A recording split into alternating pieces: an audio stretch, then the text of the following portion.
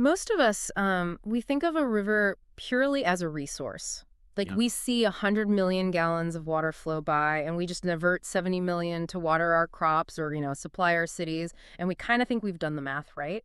Right. We assume that as long as there is some water left in the channel, everything is fine.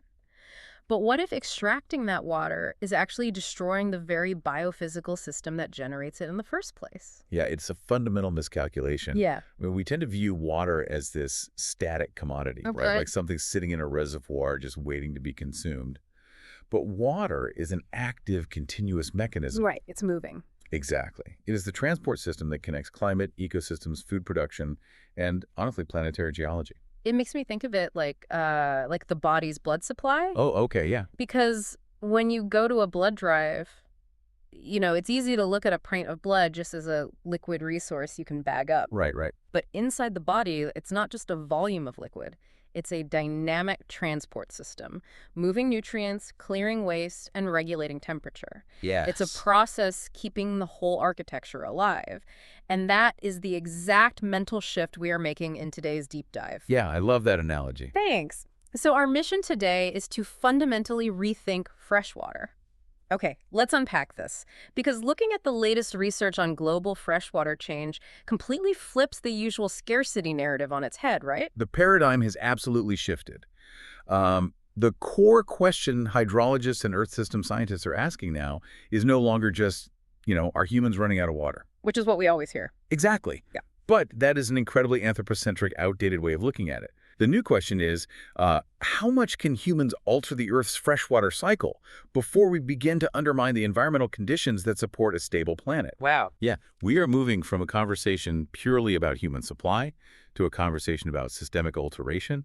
We are fundamentally changing where water is stored, the velocity at which it flows, and the chemical composition it carries. So to understand how we are altering this massive global cycle, we have to realize that most of us are literally only looking at half the picture. The science categorizes freshwater into two distinct forms. Right. Blue water and green water. And I will admit, until diving into this material, I was entirely focused on just one of them. Well, what's fascinating here is how global attention and, frankly, policy have historically been skewed heavily toward blue water. Yeah. Blue water is exactly what you picture when you hear the word freshwater. It's the visible liquid water. Like lakes and stuff? The rivers, the lakes, the wetlands, and the liquid groundwater sitting in aquifers.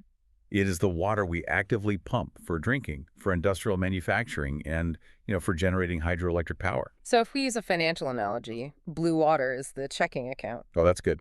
It's the liquid cash. We can see it, we can measure the exact balance, and we actively withdraw it to pay our immediate bills. That is a highly accurate way to look at it. Yeah. But, a healthy economy relies on a lot more than just the cash sitting in a checking account. Right. It requires long-term infrastructure. Right. But that brings us to green water. Invisible one. The invisible water, yeah. Right. It refers to the moisture that is actively held within the soil matrix, specifically in the root zone, which is then available to plants. So green water is like the hidden behind-the-scenes investments, the 401ks, the municipal bonds, the quiet infrastructure that actually keeps the entire local economy functioning, even if you can't, easily see it on a daily basis. Precisely. Yeah. When precipitation falls on a forest, a massive percentage of it never becomes blue water. Really? Never. It infiltrates the soil, the roots of trees and plants draw it up, and through the biological process of transpiration, they release it back into the atmosphere as vapor. That green water engine is what regulates local microclimates, sustains terrestrial ecosystems, and powers all rain-fed agriculture. Wow. And for a long time, scientists measuring human impact on the Earth only focused on blue water consumption. But recent global assessments finally incorporated green water. Because it's just as important. Because if you clear-cut a forest to build a suburb, you drastically alter soil moisture and evapotranspiration. You have profoundly altered the green water cycle without ever touching a river. Yeah, that makes total sense. But since we obsess so much over that blue water checking account, we need to examine the actual math of how we withdraw it. Right. Let's go back to that earlier scenario. Imagine a river carrying 100 units of blue water. Okay. And human infrastructure diverts 70 units. The immediate reaction from a city planner is usually, are those 70 units enough to keep our grid running? Exactly. We entirely ignore the 30 units left behind in the channel. We do. But the central question of modern hydrology isn't really about the 70 units we took. It is about what physically happens to the river ecosystem that is suddenly forced to operate on 30% of its historical flow. Because it's used to 100. Right. River ecosystems are entirely dependent on the specific quantity, the seasonal timing, and the velocity of water. So the technical term for this is environmental flows, right? Yes. The exact amount and timing of water a river actively requires to maintain its identity as a river. But let me push back on this concept, playing devil's advocate here. Sure. If a region is experiencing a severe drought and human communities desperately need those 70 units of water to prevent crop failure or just, supply drinking water, Yeah. isn't prioritizing an environmental flow kind of a luxury? Like, it sounds like we're prioritizing fish habitats over human survival. Well, that argument surfaces constantly in policy debates, but it relies on a flawed premise. It assumes the river is just an indestructible pipe that delivers a product. The reality is that environmental flow is not a luxury. It is the baseline maintenance cost of the ecosystem. The baseline maintenance cost. Okay. Without it, the underlying system physically collapses. What does that collapse actually look like in practice, though? Well, a river needs a specific volume and velocity of water to transport sediment, for one. Okay. If you drop the flow to 30 units, the river loses its kinetic energy. So silt and sediment just drop out of the water column and choke the riverbed. Oh, wow. Then the water temperature spikes because there's less volume to absorb solar radiation, which causes toxic algal blooms. Yikes. Yeah. And without peak seasonal flows, the river can't breach its banks to flood the surrounding wetlands.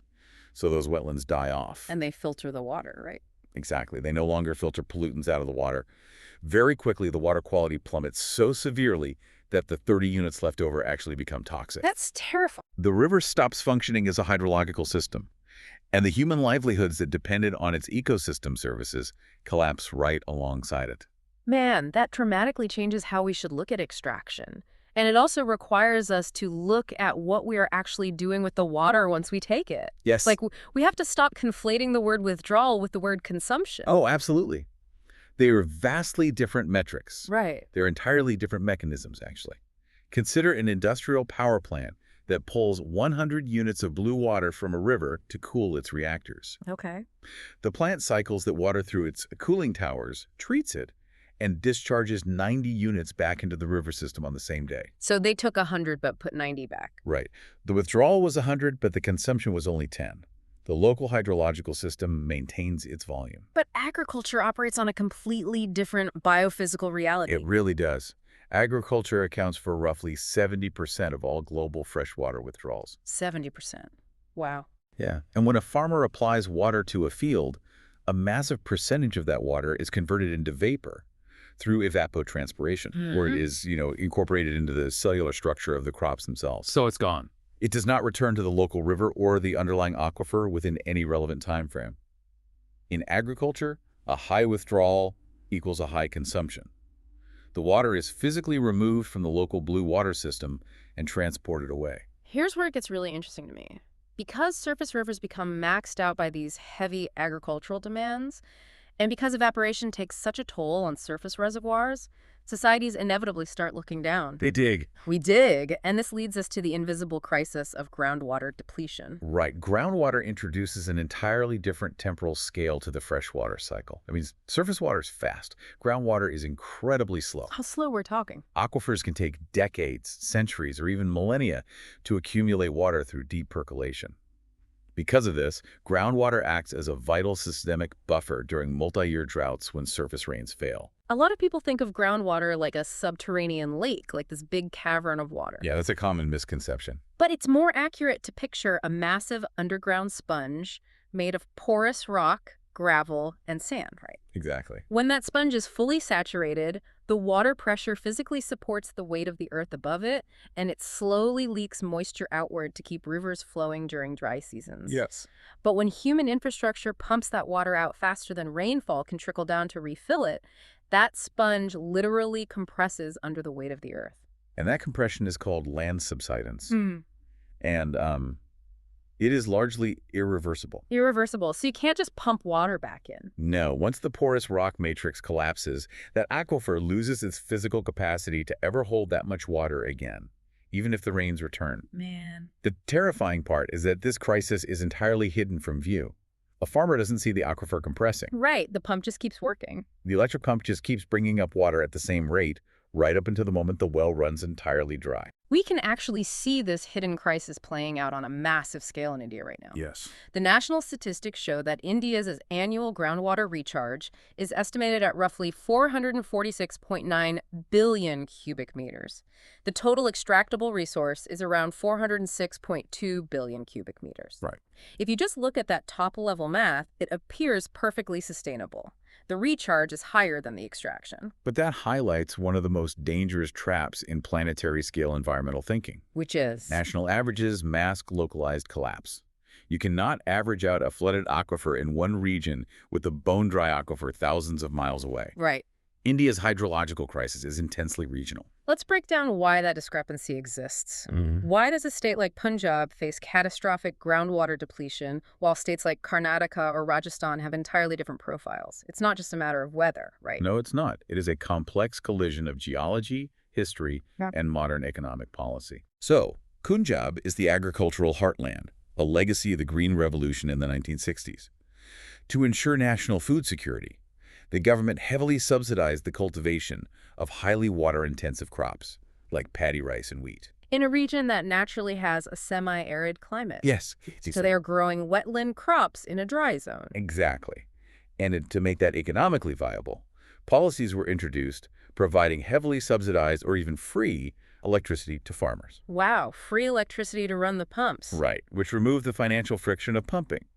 Farmers had zero economic incentive to conserve water, so they pumped continuously. And the geology allowed for it. Yeah, the geology of the region features deep alluvial aquifers, meaning they can drill incredibly deep. It's an arms race. It is an escalating arms race where the water table plummets. Farmers drill deeper, the state provides more power to run larger pumps, and the cycle continues until the geological sponge is basically exhausted. And what about Karnataka? Contrast that with Karnataka, which sits on the Deccan Plateau. Its geology is dominated by hard crystalline rock. Okay. The aquifers there are shallow and have very low storage capacity. You couldn't pump at Punjab scale in Karnataka even if you wanted to, because the geology simply won't allow it. Wow, so if agricultural policy and geology are dictating water availability, it is easy to just point the finger at rural areas. But the physical way we build our urban environments fundamentally alters the water cycle before a farmer even turns on a pump. Oh, definitely. Even if a region receives the exact same amount of rainfall it did a century ago, the way that water behaves is dictated by land use. If we connect this to the bigger picture, this is precisely why the planetary boundary for freshwater cannot be analyzed in isolation from the boundary for land system change. Because they're tied together. Yeah. Think about a healthy, intact forest biome. When a storm system moves through, the forest canopy physically intercepts the rainfall, breaking its kinetic energy. So it softens the blow. Exactly. The water drips slowly to the forest floor, where highly permeable, root-filled soil drinks it in. The forest acts as a massive retention basin. But then we clear the forest and build a city. Let's look at a specific geographic example to anchor this. The city of Bengaluru in southern India. Great example. If we trace the journey of a single raindrop falling on Bengaluru today, compared to 100 years ago, the biophysical journey is unrecognizable. It really is. Historically, Bengaluru's landscape was dotted with hundreds of interconnected, engineered lakes and tanks. They were called Kadyanis. Right. And they were specifically designed to catch monsoon runoff and recharge the shallow aquifers. But rapid urbanization basically paved over that natural topography. So today, a raindrop hits a sprawling concrete roof or an asphalt highway. It cannot infiltrate the soil. No. Instead of moving slowly vertically into the ground, it moves rapidly horizontally. It becomes destructive surface runoff. Yeah. It gathers velocity, picks up urban pollutants, and overwhelms the municipal storm drains. Because the natural drainage network has been replaced by concrete, the city experiences severe urban flooding during the monsoon. Which is crazy when you think about it. Right. And simultaneously, because the water was aggressively channeled away rather than being allowed to recharge the groundwater, the city faces severe water scarcity during the dry season. Yeah. We haven't just consumed water in Bengaluru, we have engineered a completely hostile hydrological cycle. That is the crucial insight. Urban water management isn't just a quest to find and import more blue water from distant rivers. It requires recognizing that our concrete infrastructure actively intercepts the natural trajectory of precipitation. Wow. We have literally blocked the Earth's ability to absorb its own resources. When you multiply that single manipulated raindrop in Bengaluru by every sprawling megacity and every industrial farm on the planet, you realize the staggering scale of human intervention. It's massive. Which begs a massive methodological question. How do scientists measure this on a global scale? How do you calculate a singular planetary boundary for a system that is so chaotic and deeply localized? Well, it requires an unprecedented synthesis of global data. I mean, hydrologists don't just measure a few major rivers anymore. They utilize advanced remote sensing technologies. Like satellites. Yeah. To measure the blue water checking account, they aggregate global streamflow gauge data to monitor surface alterations. Okay, that makes sense. But measuring the green water investments is where it gets incredibly technical. Scientists use satellite-mounted microwave sensors that can actually detect the dielectric properties of the Earth's surface. Wait, really? So the satellites are literally measuring how much moisture is held in the root zone of the soil across entire continents? Exactly. They establish a pre-industrial baseline, which is a statistical model of what global soil moisture and river flows look like during the Holocene epoch. Like before large-scale human land alteration. Exactly. Then they measure current deviations from that historical baseline. The recent data on those deviations is intense. Yeah, it is. The 2023 Planetary Boundaries Assessment estimated that 18.2% of the global land area was experiencing significant blue water deviations. Right. And 15.8% was experiencing significant green water deviations. Yeah, both metrics were well above the proposed safe boundary limits. But then the 2025 Planetary Health Check updated those numbers, right? They did. Bringing them down to 12.9% for blue water and 12.4% for green water. So what does this all mean? Well, I mean, as a listener trying to stay informed, how am I supposed to internalize this? If the boundary numbers just drop by 5 or 6% in 2 years, how do we trust the stability of the science? It is a vital question, and it's really about scientific literacy. These boundary percentages are not immutable laws of physics. Okay. They are scientific estimates generated through specific modeling frameworks. So when the numbers shift from 2023 to 2025, it does not mean the initial researchers were entirely wrong and the new ones are entirely right. What does it mean then? It means the methodological framework evolved. The 2025 update refined the data sets, they incorporated higher resolution spatial modeling, and adjusted the reference conditions. This is just the natural iterative progression of the scientific method. But they got better tools. Precisely. Yeah. The absolute percentage shifted, but the core systemic conclusion remained identical. The safe planetary boundary for freshwater change has been breached. And it is crucial to clarify what breaching a boundary actually means biophysically, right? Yeah, definitely. It does not mean that 12.9% of the human population is suddenly out of drinking water. No. The planetary boundary framework is ultimately a risk management tool. Mm-hmm. Crossing the boundary does not mean the Earth immediately falls off a cliff into collapse. Right. It indicates that the aggregate level of human pressure has reached a threshold where the risk of destabilizing vital interconnected Earth system functions, like climate regulation and biosphere integrity, is rising exponentially. And because this system is so deeply interconnected, analyzing the raw biophysical data immediately forces us into complex social and economic territory. It does. If water availability is shrinking, we have to decide who gets it. The research frames this using donut economics. Right, which raises an important question about how we define a safe operating space for humanity. Yeah. Donut economics is a brilliant visual framework for this. Literally picture a classic donut. Okay, I'm picturing a donut. The inner hole represents the shortfall in life's essentials, like people lacking sufficient water, food, or sanitation. So we want people out of the hole. Yes, that inner ring is the social foundation.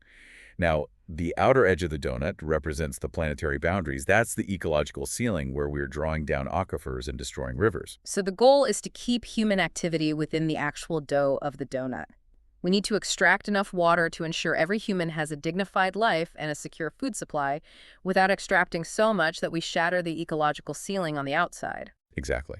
And navigating that sweet spot requires analyzing justice and equity. Yeah, that's where it gets hard. It's very hard. A purely biophysical analysis might look at the depleting aquifers in Punjab and dictate, ban the cultivation of water-intensive rice immediately. Which technically solves the ecological problem. Technically, yes. But implementing that ban without transition support would obliterate farmer incomes, crash the regional agricultural economy, and potentially trigger a massive food security crisis. It's the ultimate systemic tension. You cannot mandate a clean scientific solution without interrogating the human cost. You really can't. It demands that we ask uncomfortable questions, like who currently controls the water infrastructure, Right. which industries profit most from altering the natural flows, and who bears the most brutal consequences when a local ecosystem collapses. Yeah, because we see cities where affluent neighborhoods have heavily subsidized, uninterrupted piped water, while poorer communities rely on unregulated, predatory private water tankers that are drawing from rapidly depleting peri-urban wells. It's a huge disparity. There is no isolated, purely scientific answer to water management. Every decision regarding freshwater is simultaneously a biophysical problem, an economic calculation, a political negotiation, and fundamentally, it's a justice issue. Wow. We have covered some truly complex ground today. We started by completely redefining water, stripping away the idea of a simple liquid commodity and viewing it as the active bloodstream of the Earth system. Yeah. We explored the visible blue water in our rivers and the invisible vital green water locked in our soils. We examined the severe biophysical math of extraction, learning how environmental flows are the non-negotiable maintenance cost of a living river. We dug into the subterranean mechanics of groundwater, seeing how agricultural policies and geological realities combine to quietly compress our aquifers. And we traced a raindrop through modern infrastructure, realizing that the very concrete we pour alters the planetary boundary just as much as the water we pump. It is a stark reminder that human innovation has given us incredible power over the Earth system.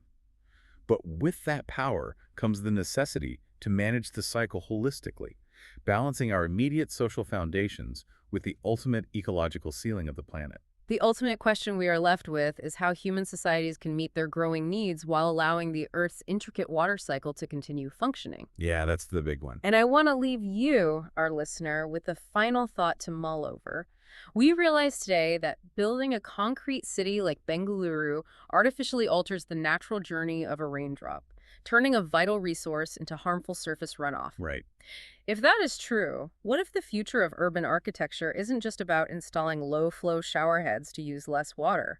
What if the real future of design is engineering our cities, our rooftops, and our highway systems to actively mimic the green water absorption of a natural forest? Oh, wow. What if the next great architectural revolution is transforming our sterile concrete jungles into living, permeable watersheds that drink the rain, rather than simply pushing it away?